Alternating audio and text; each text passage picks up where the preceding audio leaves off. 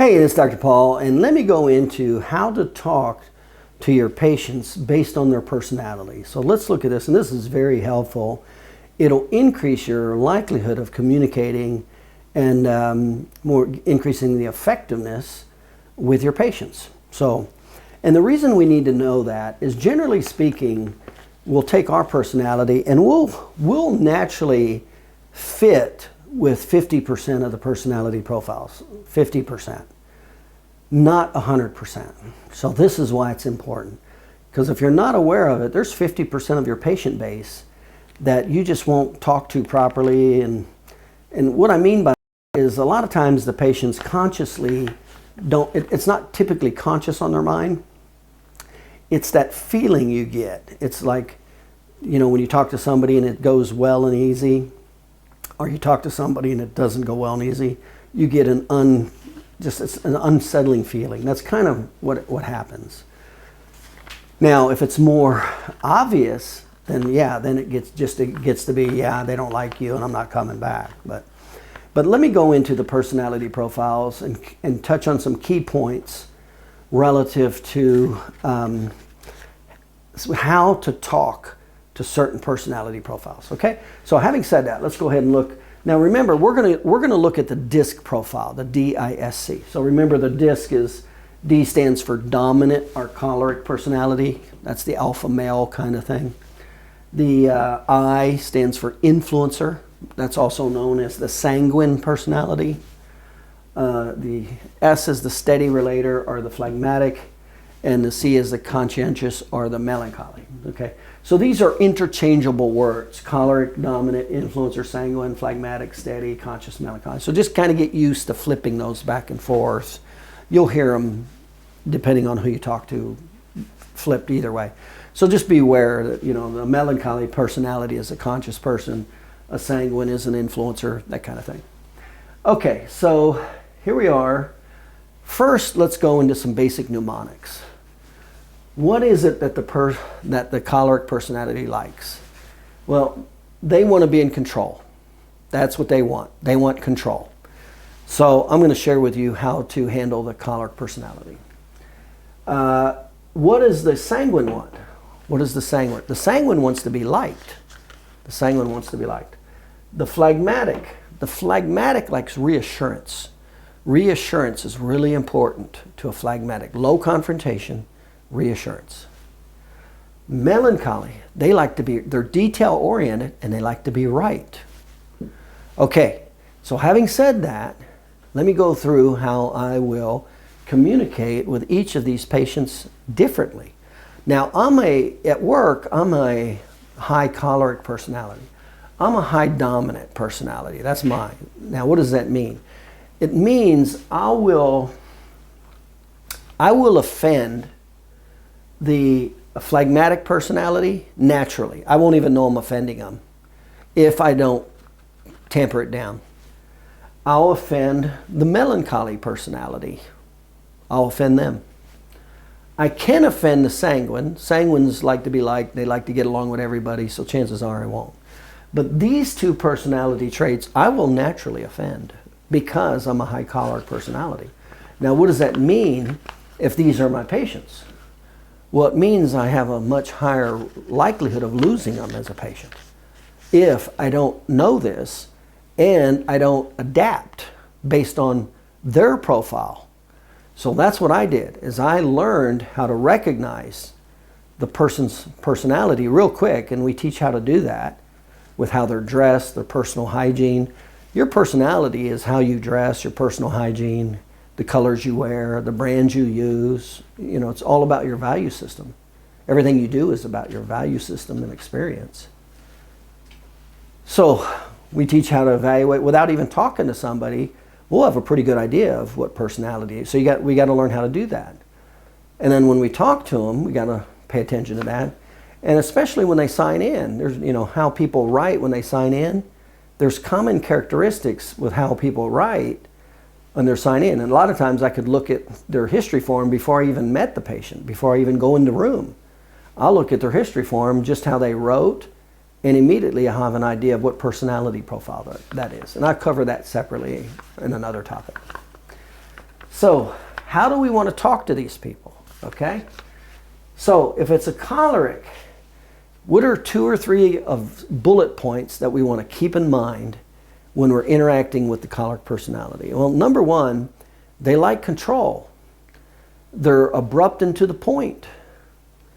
So because they're abrupt and they're decision makers. So they're abrupt and to the point, like control, and they're decision makers. So with the choleric personality, you got to cut to the chase. If you're long-winded, and boy, you can't do that with a choleric personality. You'll frustrate them. So you've got to cut to the chase. Now, the choleric personality is actually the easiest personality to close because they make decisions like this, and they're the authority. So they're actually, but they don't come across that way because they come across as offensive, and their body language and their tone and what they say is kind of abrupt. So it can create a defensive mechanism is what it can do with the doctor. But they're the fastest, easiest ones to make a decision.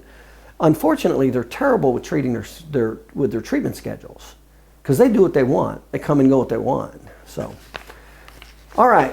So that's the key thing that we need to know about the choleric personality. So here's what I'm going to do. I'm going to be quick and to the point. But I tell you a phrase that I like to use a lot with choleric personalities, and I'll use it pretty quick in the relationship, like pretty fast up in front of the relationship during the consultation, because they'll get frustrated with you, especially if you're long-winded. They'll get frustrated with you, and they'll tune out. They'll turn off real fast. So real early in the relationships with cholerics, I do what I call state the obvious. And I'll say, it'll sound like this. I'll say, hey, Jim, obviously you're the type of person that can make their own decisions. That's a very good line to say to a choleric personality. Obviously, you're the type of person that can make their own decisions. In other words, what did I just say? I just told him you're in control. See, that's what he wants. He wants control, or they want control. So I just said, I'm going to recognize and give you control. That's what I just said.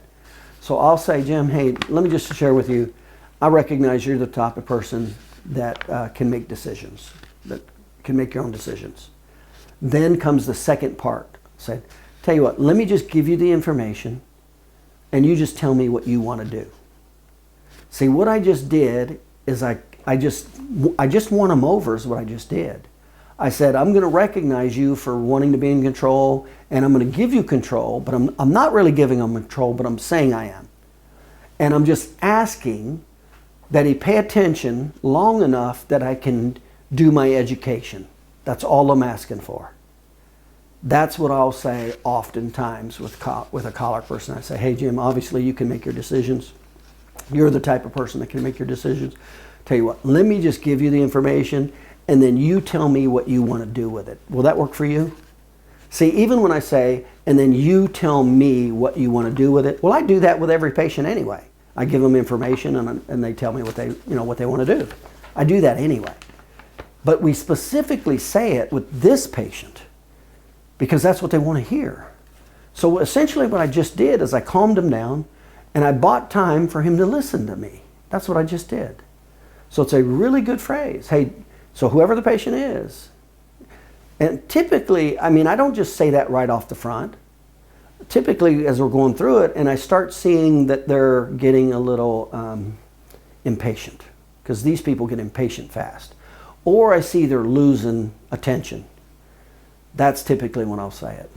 I'll say, hey, Jim, listen, obviously you can make your decisions on your own. Tell you what, if you don't mind, let me just give you the information, and then you tell me whatever it is you want to do. Okay? All right. All right. That's how you want to handle that one. So you better move fast, get to the point, give them control. All right, let's go to the second one, sanguine. So the influencer is the sanguine. So what's the key points on that? Remember, that's happy, the chatty Cathy wants to be the life of the party. They want to be liked. They want to be liked. Okay. Now, the key points with the sanguine is they'll take off on you everywhere. This is the patient that if you don't know how to control a patient, they're going to go everywhere on you, and you ask a question, they will not even answer it. And next thing you know, you're answering, you're talking about what they want to talk about. So it gets out of control real fast with sanguines. So with sanguine personalities, I've got to reel them in. I got to reel them in. First, I got to be aware that whenever I say or do anything, they're going to go off in left field. They're going to take off on me in another direction. So immediately, I got to get ready to bring them back. And so that's why I say a lot of times, we'll say, wait a minute, you're going a little too fast for me. Let me make sure I get all the information. That's how I shut down sanguines. That's how I'll get back in control. They take off, or if they don't answer the question, because remember, 50% of the time, they won't even answer it. I'll say on a scale of 1 to 10, how much pain are you having? On a scale of 1 to 10, they won't say anything. They'll just start talking about how it hurts. Well, when they don't do that, you have to say the exact same words again. Scale of 1 to 10, how bad is it? Because what happens is it moves from their lower consciousness to their unconsciousness. The question moves from their unconsciousness to the consciousness. And parents do this with kids all the time. Pick up your socks, Johnny. Johnny doesn't do anything. He's still playing with the truck. Pick up your socks. Now, typically your tone goes up too, but you're not going to do that in your office. Well, pick up your socks, Johnny. Now Johnny's paying a little more attention. Pick up your socks, John. Well, now it's real high, but a tone had a lot to do with that. But the words, saying the same words, that's why you don't want to change the words that you use when you ask a question and the person doesn't answer it. You want to say the exact same words because now they don't have to reinterpret it. It's the same words. And so it goes a little higher in their consciousness level. So I pay a lot of attention to that with a sanguine personality because they're going to take off on me. When I ask questions, I can be guaranteed they will not answer it, number one. So I'm going to have to repeat the question again. And when they do take off, I'm going to have to stop them and bring them back. I mean, it's like herding cats. When you have sanguines, it's like herding cats. They're going everywhere and nowhere and won't answer half your questions. And you got to be proactively ready for it. So 2 things that I'm always going to be doing with a sanguine. Going a little too fast for me. Let me make sure I get all the information. That's how I stop them in their tracks and get back in control. Going a little too fast for me, Mary. Let me make sure I get all this information for your medical records. Now the control's back to me. I get going again. That's how I stop them from going everywhere. And when they don't answer the question, scale of 1, whatever question I'm asking, would you scale of 1 to 10, how does it feel, Mary? Well, it's this, and this, and this, and that, and it's this and this. Mary, scale of 1 to 10, how bad is it? 10 being the worst. So yeah, I say the same question again. I get ready to say the same question again. So with sanguine personalities, get ready for it. That's how you just have to be proactive. If not, they won't answer half your questions, and they'll go everywhere, and you won't even get half your data, and it'll take you 2 and 3 amount of time just to process the patient. So sanguine personality, that's how we're gonna pay a lot of attention to that. And you should know this. That's why knowing personality profiles is so important. You got to figure this stuff out, quickly. That's why I say, you should learn it well enough that just by looking at how they're dressed, you should know generally what personality profile it is without even talking to the person. Because our personalities come through in our clothes and how we dress and the style of dress and the colors and brands. All of that comes through in our personalities. And we cover that separately. So let's go to the phlegmatic, the passive phlegmatic. That's the person that will agree with everything. That's the person that you think everything's going great. They're going to buy in. They'll accept the report of findings. That's the person in the report of findings that'll go, okay, let me check with my spouse, because they're not the decision maker. But what's so important that's a big thing with a passive phlegmatic. They're not the decision maker. But how we're going to communicate, especially me, my body language, I'm an alpha male. So my body language is more quick and jerky and fast. That's offensive to somebody who's easygoing and passive. Same with my tone. My tone's too high typically for a passive phlegmatic. And my words can kind of be abrupt. So without knowing any better, I'll run off passive phlegmatics left and right. without knowing anything about it. So the first thing that I do when I go into the room and I quickly see it's a passive phlegmatic is I drop my tone, because they're typically passive phlegmatics have low tone. I drop my tone, the tone of my voice, and I slow down. And passive phlegmatics like reassurance. You've got the main bullet points of whatever it is you're talking about. You've got to say it multiple times. Get ready to say it multiple times. I mean, if it's a report of findings, if it's money, if it's time, especially if it's the big topics, need time or money. Need time or money. Those are the three big topics. You better get ready to say those topics multiple times with a passive phlegmatic. It is not going to be just you covering it. And it's deceptive because you'll cover it and they'll just agree with you. So you think everything's fine. They are not a disagreeable person. Remember, they don't like confrontation. So when it comes to time, with need, time, and money, need is their problem in their ADL, time is the scheduling, and money is the cost. I make sure that I say it 2 and 3 times. I get their acknowledgement 2 or 3 times. That has to be repetitive. Okay, the melancholy personality, that's the personality that likes to be right. Remember, they're detailed. They like to be right. Okay, so again, that's the other personality I'll conflict with naturally. So if I didn't know any better, my personality will offend these two. But typically, whatever personality you are as the doctor, there's only 2 of them that you'll naturally get along with, and 2 of them you naturally will not. Unless you modify your behavior. And that's why I say you have to be a chameleon. I'm a chameleon when I go into the room. I cannot just stay in my mode and with me. I go into the room and I quickly assess the personality who I'm dealing with. Do they have high tone, low tone? What's their personality profile? And wherever they're at, wherever their personality is, I'm a chameleon. I'm going to go right into what matches for them. And that's what makes it work. Okay? So the melancholy personality is the same thing. We'll butt heads. A high choleric and a high melancholy, they'll butt heads day and night. Naturally. Not that there's any differences with them, that's just the way it is. So when I have a melancholy personality, a couple of the things that I do is I go into great detail. Now, you can't use a whole lot of words. You can't be, talking about a lot of stuff because that'll frustrate them quickly. They like details, but they like details that matter. They don't want you to do. That's like a sanguine talking to a melancholy. A melancholy hates that because the sanguine is talking about everything and nothing. And the melancholy likes the meat on the bone. Give me the details. Don't talk about all kinds of stuff that's irrelevant. And they like to be right. So one of the things, a common phrase that I use with melancholies is whatever they say, number one is I'll never say you're wrong, or I'll never say that's not right. That's like shooting yourself in the foot with a melancholy.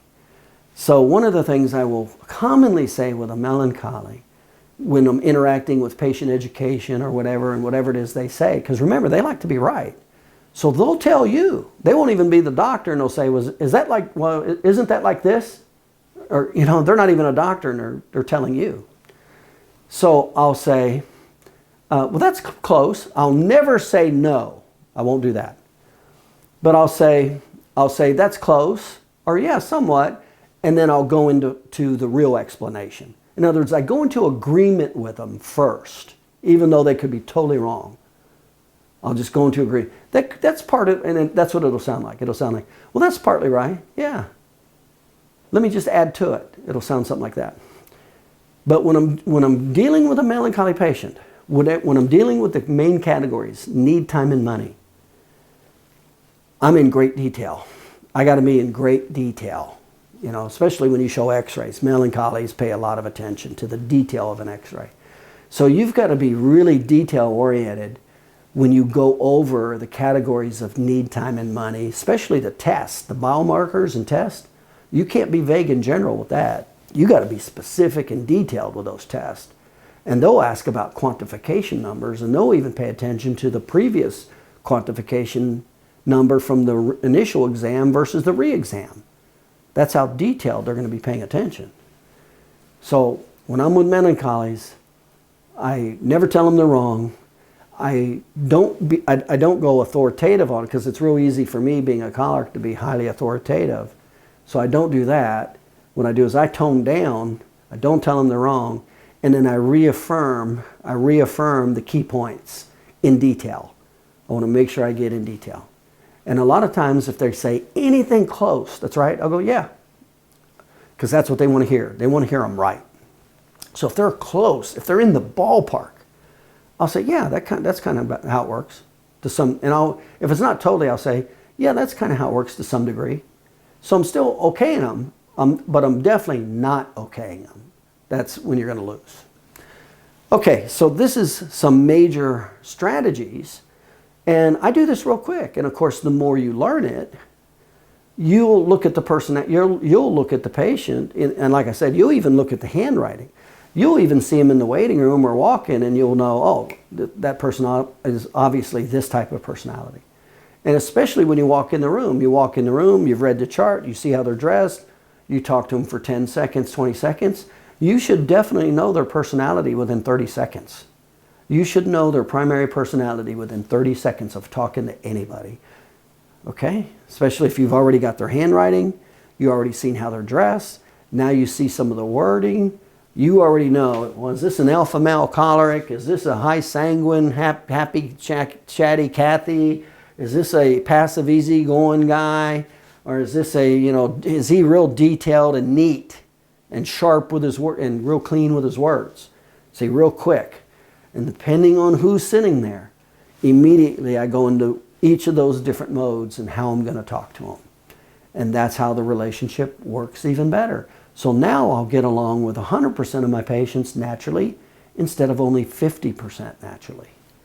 So again, it gets back to studying the personality profiles, being used to quickly evaluate a personality, and then think of 2 or 3 bullet points real quick. That's why I tried to stick with just simple bullet points. Go, oh, it's this, I got to reel them in, I got to repeat. It's a sanguine, I got to reel them in and repeat. Oh, it's a phlegmatic, I got to lower my tone, and I've got to do reassurance. It's a melancholy. I better be detailed. I better tone down and be detailed. It's a choleric. I better get to the point and let him know that he's a decision maker, and let me just get the information. See, this is how fast.